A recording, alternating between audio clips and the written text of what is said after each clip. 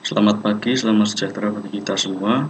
Perkenalkan, saya Nuvaru Palwarangga dengan NIM 210101161301121. Izinkan saya untuk mempresentasikan tentang salah satu kasus value engineering, yaitu Intermodal Transit Center. Kita langsung mulai aja. Pemerintah kota Hercules di California mengusulkan untuk membangun Intermodal Transit Center, perbaikan rel dan jalan raya, dan fasilitas tambahan di lokasi yang berdekatan dengan Teluk San Pablo di Contra Costa County. Nah, dalam pembangunan ini pemerintah menggunakan dana pemerintah. Jadi, pemerintah bekerja sama dengan pihak-pihak terkait, yaitu administrasi transit federal, kemudian untuk transportasi kereta, pemerintah bekerjasama dengan Capital Corridor Joint Powers Authority dan Otoritas Transit Coastal Contra Barat untuk menyediakan layanan bis. Kemudian lokasi proyek ini berada di Teluk San Pablo. Teluk San Pablo itu di sebelah sini, bagian dari Teluk San Francisco. Kemudian tujuan dari proyek ini adalah meningkatkan mobilitas lokal dan regional dan pilihan transportasi yang menyediakan layanan transit yang baru. Dan transportasi ini berkoneksi antar moda yang akan mendorong penggunaan angkutan umum pada masyarakat setempat. Nah, kebutuhan akan proyek ini yaitu penduduk wilayah Teluk San Francisco sangat bergantung pada komuter lintas wilayah. Jadi penduduk berakomodasi dengan angkutan umum.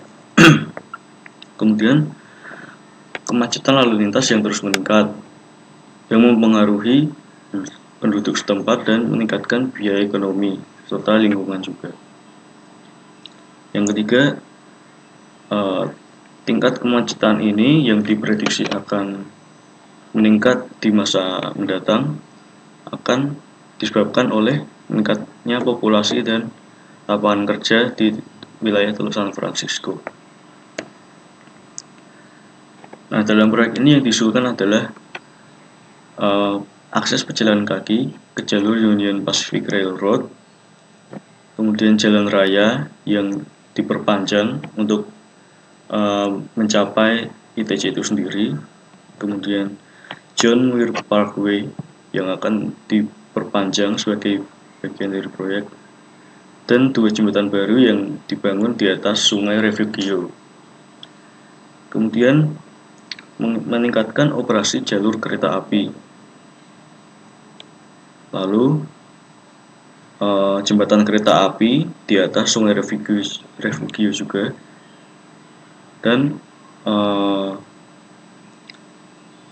normalisasi dari Sungai Refugio itu sendiri dengan diluruskan, dan saluran sungai ke San Pablo Bay akan dikeruk untuk meningkatkan aliran selama hujan. Nah, di sini kita dapat melihat site plan dari proyek ITC itu sendiri dibagi dalam beberapa fase, tetapi tinjauan dari VE itu sendiri dalam fase 1, yaitu yang ini. Nah, di sebelah kanan kita dapat melihat bentuk fisik dari Intermodal Transit Center itu sendiri, yang mana di sini ada pertemuan beberapa moda transportasi umum seperti kereta api. Di sini ada pelabuhan juga, kemudian ada bis.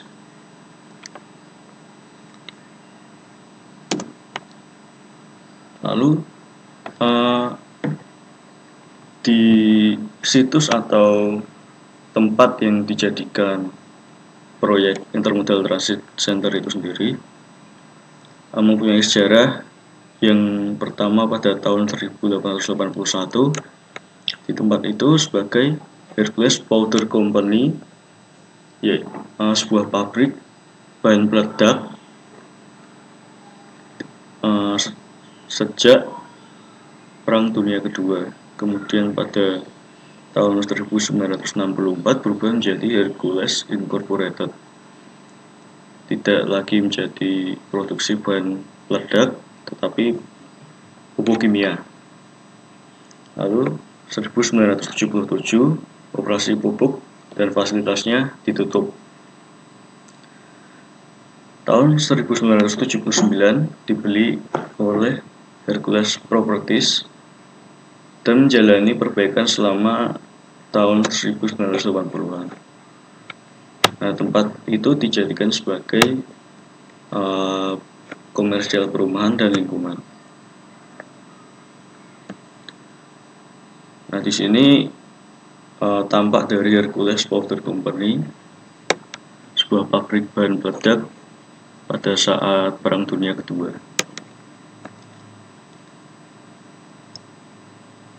Kita masuk ke studi value engineering. Nah,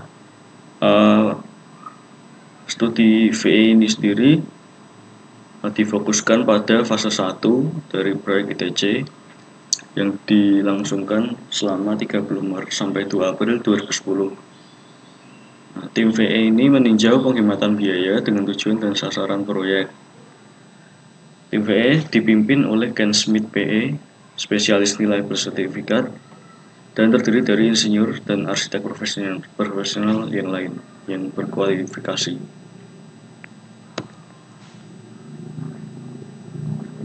Area yang dijadikan lingkup studi VE yaitu Transit Loop Drive, meliputi taman sebelah sungai, kemudian railroad atau jalan kereta api, kemudian B-Trail, dan bangunan stasiun kereta api 1, 2, dan 3. Nah, di sini kita dapat melihat grafik batang dari cost model proyek ITC itu sendiri. Biaya terbesar dikonsumsi oleh stasiun kereta sebesar 32,3%, kemudian dinding penahan 26,6%, kemudian penataan kembali jalur kereta api 85,5%, dan relokasi saluran gas dan utilitas serat optik. Nah, berikut rincian dari biaya per item yang diperoleh dari proyek ITC itu sendiri. Stasiun kereta yang mencapai 20,45 juta. Kemudian ada item-item yang lain, dan total dari proyek ini adalah 63,26 juta dolar. Permasalahan proyek di sini adalah rencana untuk plaza atau cafe sedang dibahas pada fase 2. Lalu fasilitas komunitas, kemudian banyak tanah bergerak, sinyal kereta api yang bertentangan dengan Shoofly,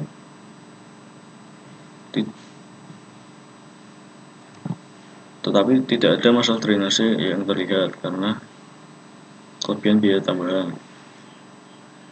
Dan masalah-masalah yang lain mengenai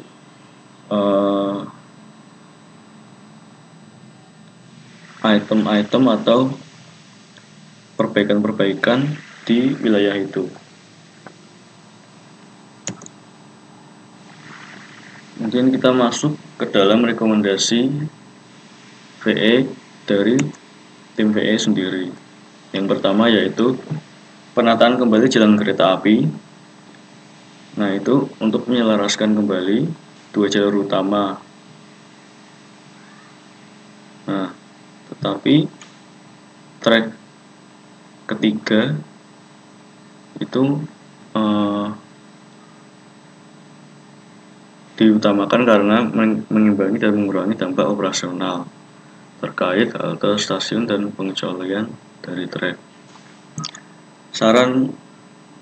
Konsep saran yang diusulkan yaitu menghapuskan Shooflies double track sementara termasuk trek jalur utama ketiga untuk memenuhi persyaratan operasional dan menyederhanakan konstruksi ITC. Nah, usulan pertama ini mendapat penghematan sebanyak 495.950 dolar. Lalu usulan yang kedua yaitu isi dinding penahan. Konsep awalnya yaitu pile untuk mendukung dinding penahan cantilever di sepanjang area proyek Bifront. Nah, disarankan untuk perbaikan tanah MSE atau dinding blok segmental. Penghematannya 10,03 juta dolar.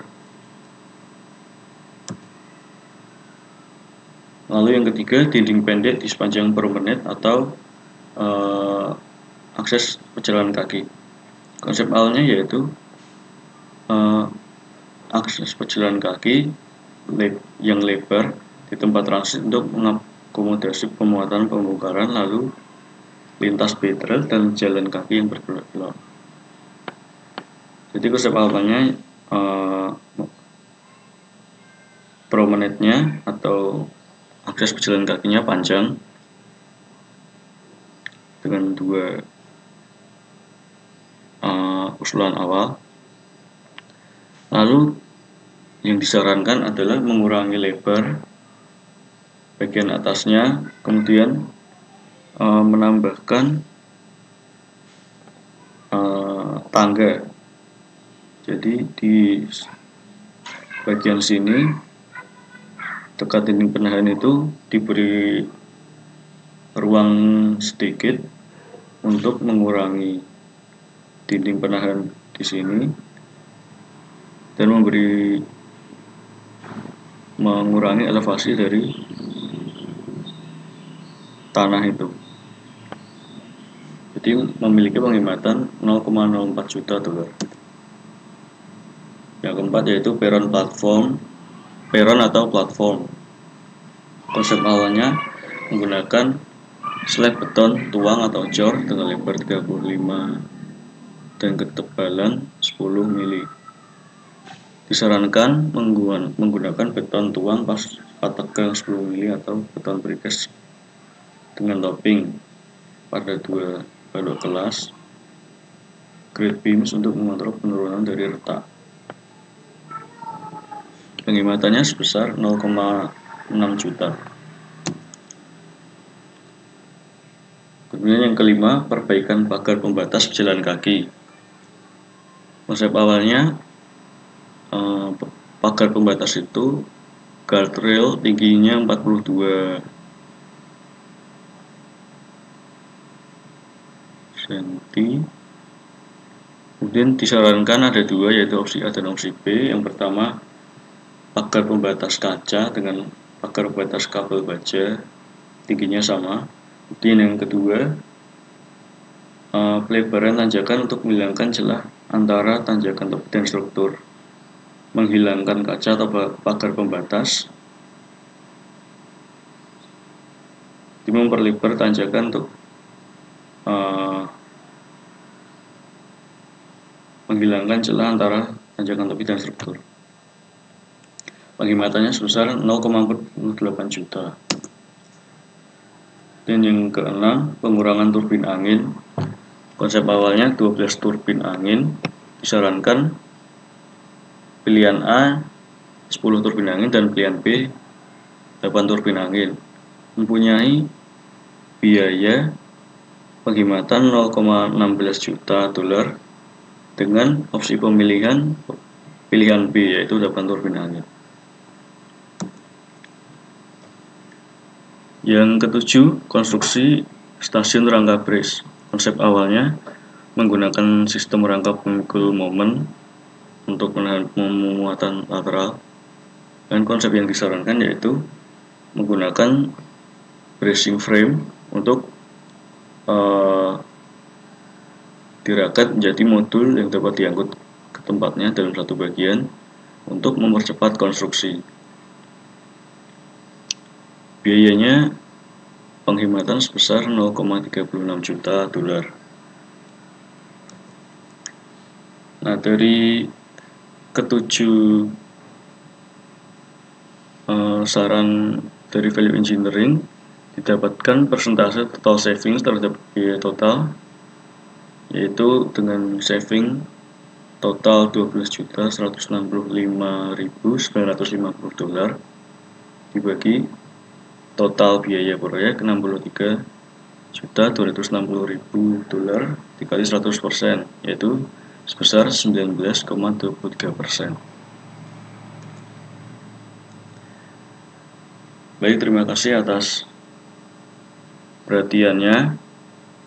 Presentasi saya akhiri sampai di sini. Mungkin terdapat saran dan kritik, dan itu akan berguna bagi saya. Terima kasih telah mengunjungi video ini.